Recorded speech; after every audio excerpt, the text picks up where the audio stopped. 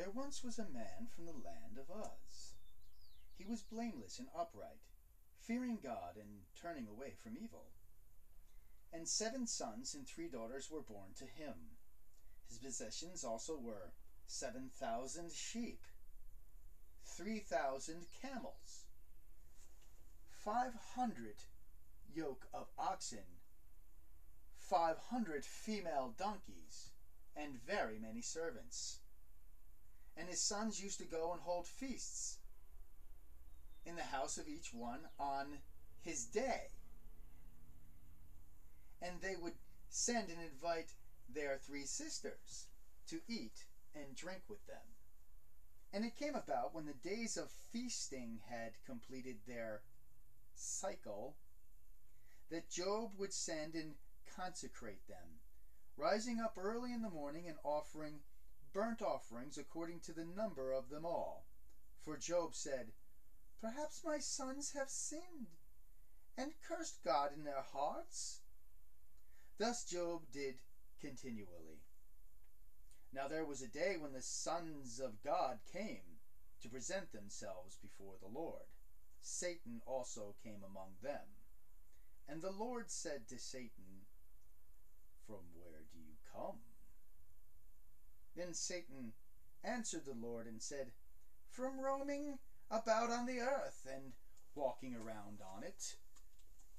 And the Lord said to Satan, "Have you considered my servant Job? For there is no one like him on the earth, a blameless and upright man, fearing God and turning away from evil." Then Satan said to the Lord, "Does Job fear God for nothing? Hast thou not made a hedge about him and his house and all that he has on every side? Thou hast blessed the work of his hands, and his possessions have increased in the land. But put forth thy hand now and touch all that he has. He will surely curse thee to thy face." Then the Lord said to Satan, "Behold, all that he has is in your power. Only do not put forth your hand on him." So Satan departed from the presence of the Lord. Now it happened on the day when his sons and his daughters were eating and drinking in wine in the oldest brother's house. They were eating and drinking their wine, and a messenger came. The oxen were plowing and the donkeys feeding beside them, and the Sabeans attacked and took them. They also slew the servants with the edge of the sword, and I alone have escaped to tell you." While he was still speaking, another came and said, "The fire of God fell from heaven and burned up the sheep and the servants and consumed them, and I alone have escaped to tell you." And while he was still speaking, another also came and said, "The Chaldeans formed 3 bands and made a raid on the camels and took them and slew them and slew the servants with the edge of the sword, and I alone have escaped to tell you." And while he was still speaking, still another came and said, "Your sons and your daughters were eating and drinking wine in the oldest brother's house, and behold, a great wind came from across the wilderness and struck the 4 corners of the house, and it fell on the kids. All the young people died, and I alone have escaped to tell you." Then Job rose and tore his clothes and shaved his head and fell on the ground and worshipped and said, "Naked I came into my mother's womb. Naked I have come from my mother's womb, and naked I shall return there. The Lord gave and the Lord has taken away. Blessed be the name of the Lord." Through all this, Job did not sin, nor did he blame God. Now we speak about Calvinism and whether God ordains people to be raped. And you have to wonder, was Job completely upright? Because at the end of the book, he wasn't. Elihu had to say, well, yes, you are blameless. And he was blameless because he actually believed in the sacrifice of Jesus Christ. As you can see, he made sacrifices that meant that he believed in the blood atonement. And so he believed in the blood atonement for himself. No man is completely blameless. And this is what happened when Job, he wanted an audience and said, you don't have a right to strike me down. But the truth is that Job had no rights before him and wound up placing his hand over his face. For God is not the author of sin, but he sure enough is righteous in judgment. And every single man on earth is weighed and wanting. As it says, many, many tekel, right? You've been weighed in the balance and found wanting. There's no one righteous. There's no one not one. So anyone who complains and says, "Oh, well, we got raped, we got murdered, we got killed," and I'm like, "Oh, well, what's judgment all about?" We see this all over the place. Well, they deserved it. How can you say that these people deserved it? All men have sinned and fall short of the glory of God. And God is righteous and just to do what God wishes with his creation. And if his creation, made from the beginning, sins, he has every right to destroy it. And no man or no woman or nobody has any right to blame God when they are guilty.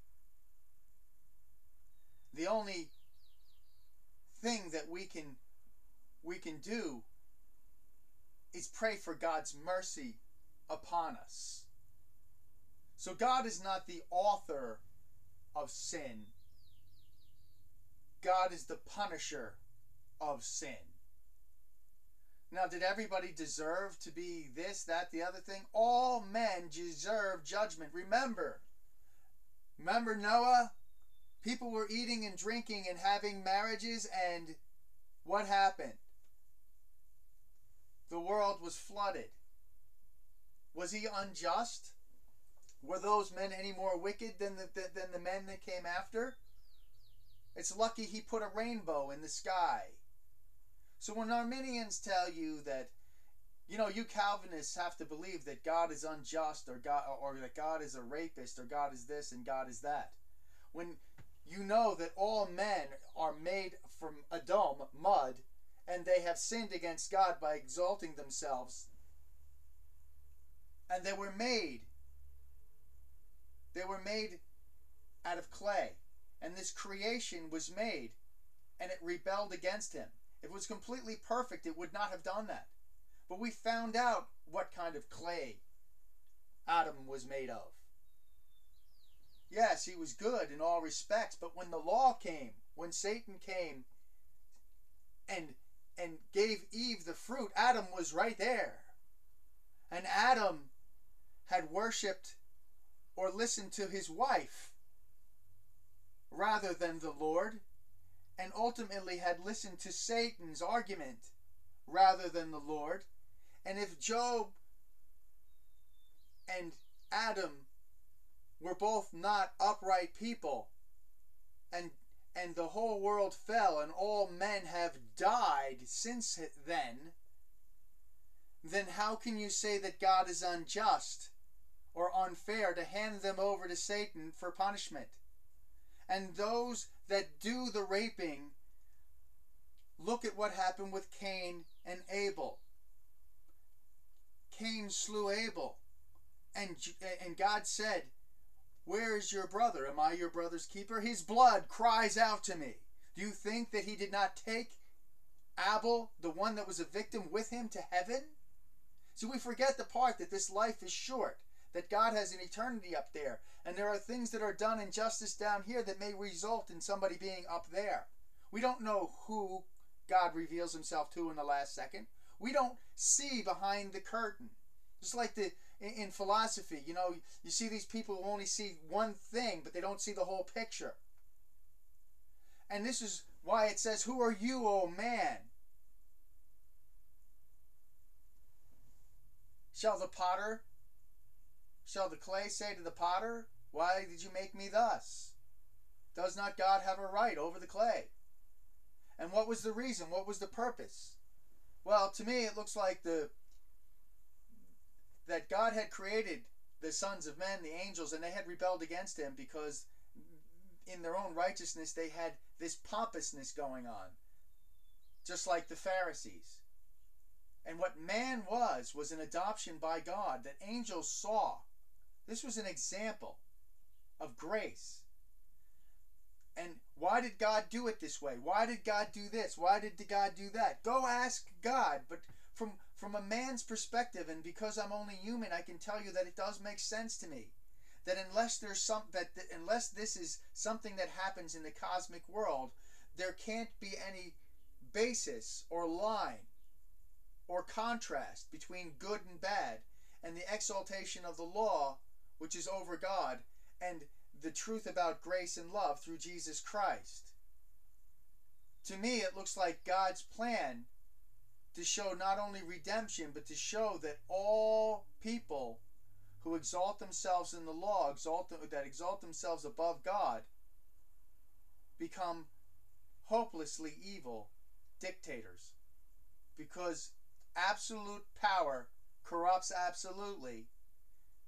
Then when Satan grabbed power for himself, it was something that he ought not have touched or eaten of. And when Adam ate of the same fruit, all men died. And the only remedy was grace.